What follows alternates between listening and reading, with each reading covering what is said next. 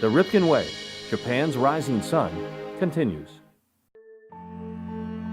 Resilience was a word we heard often to describe how the Japanese people were coping with the unprecedented disaster that hit the eastern coast north of Tokyo on March 11, 2011. The earthquake and subsequent tsunami devastated 3 prefectures in particular.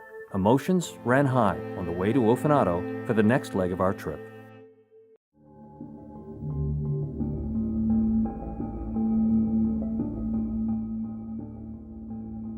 We went up into the north area of the country, and it was a humbling experience.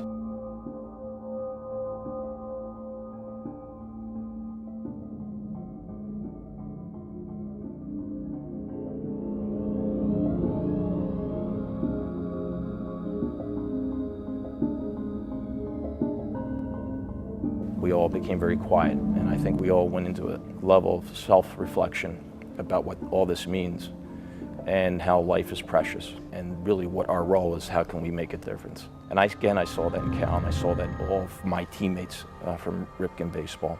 Well, I think from a human standpoint, you start to protect yourself a little bit. Your heart starts beating in a different way. It starts, you start feeling for that situation.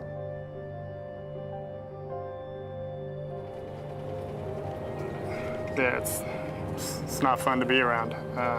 Can't imagine 40 feet high water coming through at 50 miles an hour and just, leveling everything in its sight. Really can't even imagine it.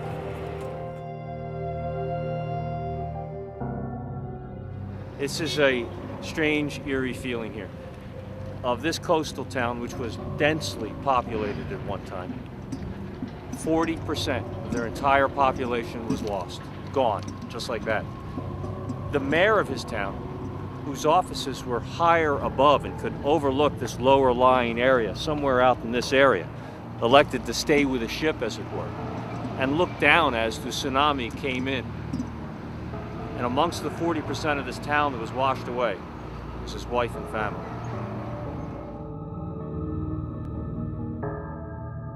It's far worse than you could imagine. And even standing in this space, you just look how large and how wide it is, and you get a feel for the devastation that took place. My eyes tend to focus on the cleanup effort, the guys on the machines, even in some cases people out there with hand tools, just doing whatever they could, sort of the methodical process, because I tend to look at the productive side. What can you do? 2 hours in, we need a little break on the long bus ride, and we stopped in the little town of Kesennuma. Now, this was not even one of the harder hit areas. Where I'm standing now is a good quarter mile away from the bay. Houses, cars, rubble everywhere. And as we were driving out of town, this.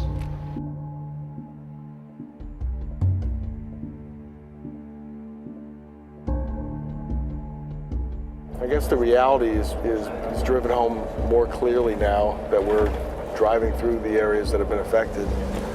And I think the human side, the personal side, is that you just want to help. I mean, in some ways you want to aid in the cleanup effort or do something that way. But certainly the kids have that on their mind since March 11th.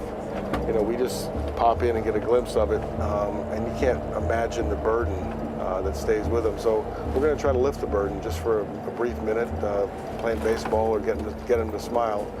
I think that's a good thing to do. We stopped for another break just a few minutes before reaching our final destination. And as luck would have it, our rest stop included a small sports store devoted almost exclusively to baseball gear. At that moment, Brady Anderson decided to introduce a new twist to the clinic to come in Ofanado.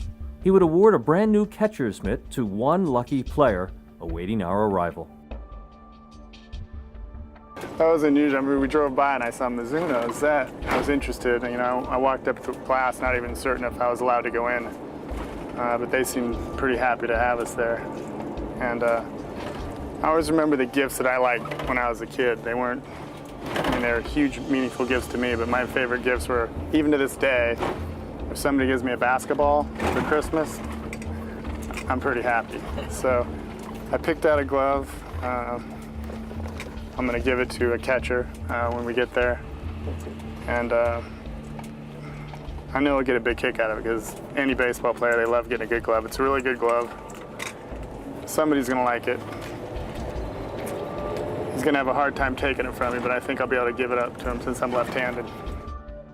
In contrast to our visits up until this point, the atmosphere for this baseball clinic became surreal in many ways.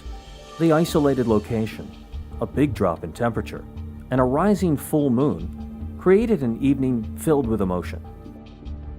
There literally aren't many people living in this region right now as they struggle to rebuild.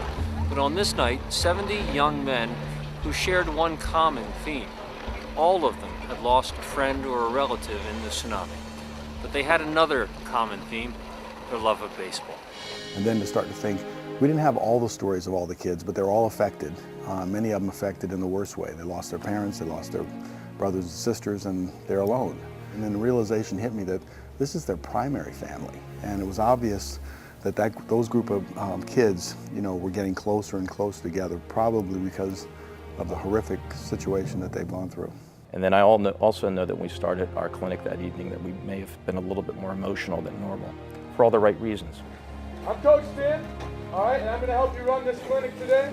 And then I saw how we finished that clinic, and I saw how Cal and Brady embraced those kids, not just as a teacher and a coach in the beginning, but more on a personal level at the end, and embraced those kids. And I saw how the kids embraced them back, and the resiliency and the perseverance and the happiness in those kids.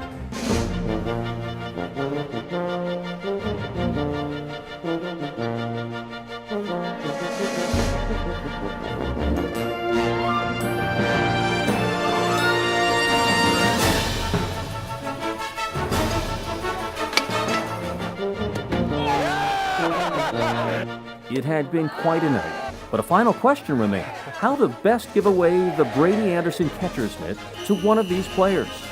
The simple solution? A good old-fashioned foot race.